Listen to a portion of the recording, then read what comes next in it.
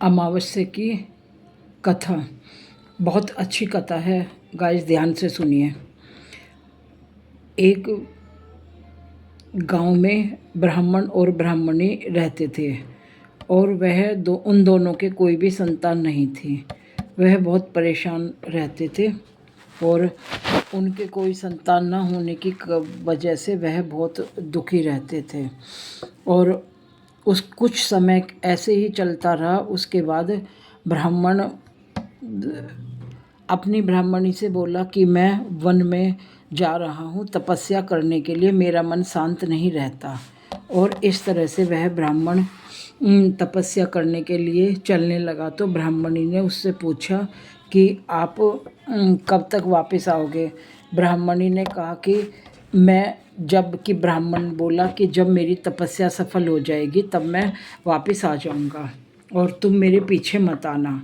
और वह इस प्रकार वन के घने जंगल की तरफ निकल गया और वहाँ बैठकर वह तपस्या करने लगा। और कई साल तक उसने कठोर तपस्या करी और उसके बाद भी उसका मन शांत नहीं हुआ। और लास्ट में उसने अपना जीवन समाप्त करने का प्रण कर लिया। और उसके बाद जब वह अपना जीवन समाप्त करने जा रहा था तब वहाँ एक दिव्य शक्ति से भरी एक देवी आई और उसने कहा कि मैं शुक्ल अमावस्या हूँ और बताओ क्या कष्ट है बच्चा। तो उसने कहा कि मुझे कोई भी संतान नहीं है, उसके लिए मैं बहुत परेशान रहता हूँ। तो अमावस्या बोली, शुक्ल अमावस्या बोली कि अगले 7 जन्म तक तुम्हारे भाग्य में कोई भी संतान नहीं है और लेकिन मैं तुम्हें 2 संतान का वरदान देती हूँ। और ऐसे ब्राह्मण का मन खुश हो गया और वह अपने घर वापस लौट गया। वहाँ जाकर उसने अपनी ब्राह्मणी को बताया तो ब्राह्मणी भी खुश होने लगी। और ब्राह्मणी ने कहा कि ऐसे कैसे चमत्कार हो जाएगा स्वामी, जब हमारे भाग्य में अगले 7 जन्म तक कोई संतान ही नहीं है। तो उन्होंने कहा कि देखते हैं।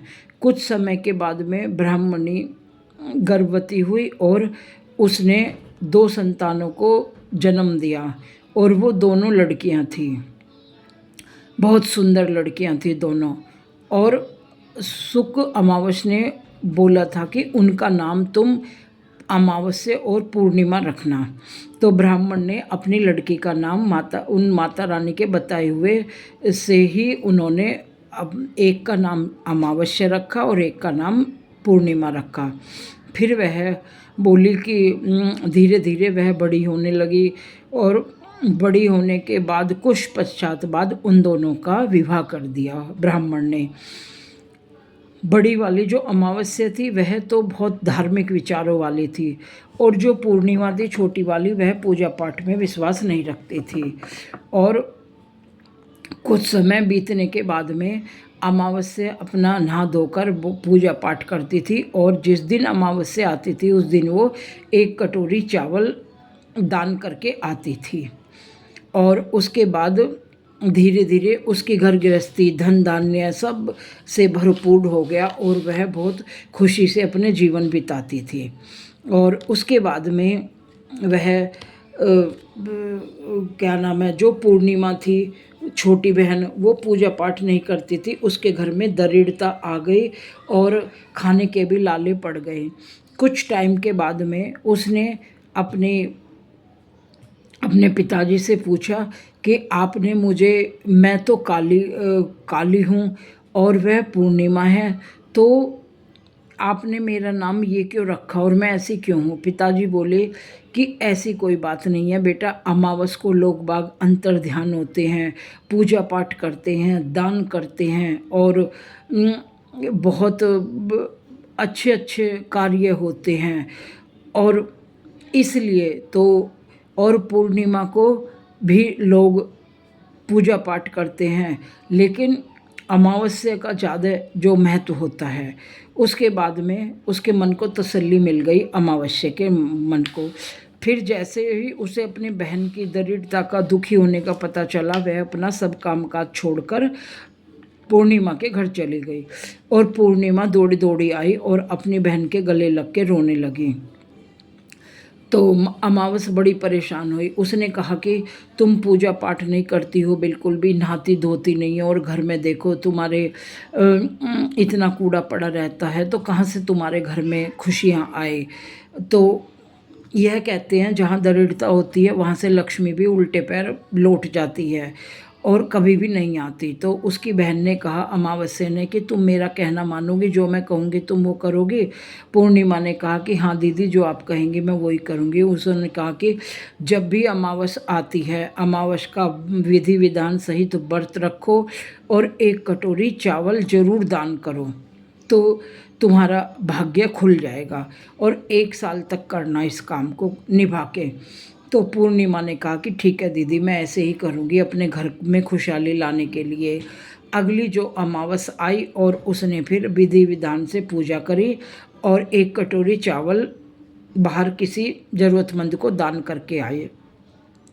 तो वो नियम निभाती थी, ऐसे ही सुबह उठती, नहा धोती, पूजा पाठ करती। धीरे धीरे उसके घर में की दरिद्रता ख़त्म होने लगी। उसका मन बड़ा खुश हो गया और पूजा पाठ में ज़्यादा लगने लगा। और ऐसे करके एक दिन वह भी अपनी बड़ी बहन की तरह खुशहाल ज़िंदगी जीने लगी। तो दोस्तों, इस कहानी से हमें क्या शिक्षा मिलती है कि हमें अपने कर्म करने में कभी भी नहीं चूकना चाहिए। पूर्णिमा को घमंड था कि मैं इस तरह से परेशान हो कि मैं एक पूर्णिमा हूँ और मैं सब जगह चांदनी फैलाती हूँ, तो और ये अमावस है। तो लेकिन आप देखो कि अमावस वाली बहन ने इस सब धार्मिक विचारों की थी, तो उसका ज़िंदगी कितनी खुशहाल बीत रही थी।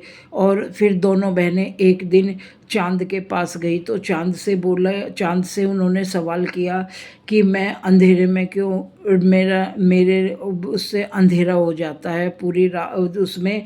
और पूर्णिमा कहने लगी कि मैं चांद से की तरह, चांदनी की तरह खिलती हूँ। तो चांद बोले नहीं बेटी, ऐसी कोई बात नहीं है, तुम्हारे अमावस का भी बहुत महत्व है। लोग बाग रात को पूजा पाठ जब करते हैं अंतर ध्यान हो जाते हैं, बिल्कुल काली रात होती है वो, और कुछ उसमें ही सब टोने टोटके बताए जाते हैं, वो सब पूर्णिमा में नहीं कर सकते, अमावस में करते हैं। ऐसी बात नहीं है बेटी, उसका भी बहुत बड़ा महत्व बताया गया है। तो तुम परेशान मत हो। तो दोनों चांद को हाथ जोड़कर अपने अपने घर आ गई और अपनी पूजा पाठ में लीन हो गई। तो दोस्तों, हमें अपने कर्म करते रहना चाहिए। हर चीज़ का महत्व अलग अलग होता है। देखो, अगर हम अच्छे कर्म करते हैं तो भगवान हमें उसका बुरा फल कभी भी नहीं देगा। अगर हम कर्म ही अच्छे नहीं करेंगे तो हम कैसे सोचेंगे कि हम क्या नाम है, भगवान हमें उन चीज़ों का अच्छा फल दे।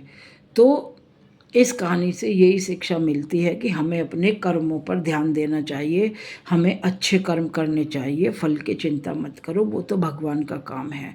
जैसे आप एक छोटा सा उदाहरण, जैसे आप स्कूल में पढ़ाई करते हैं तो आप थोड़ी रिजल्ट बनाते हैं, आपका काम है पढ़ लिख कर परीक्षा देना, उसका परिणाम तो टीचर देते हैं। ऐसे ही सेम ये है, हम अपना कर्म अच्छा करें तो हमें, जब हम अपना कर्म अच्छा करेंगे तो भगवान उसका फल हमें बुरा क्यों देगा। तो कहानी पसंद आई हो तो दोस्तों लाइक करना और सब्सक्राइब करना। अमावस्या की कथा।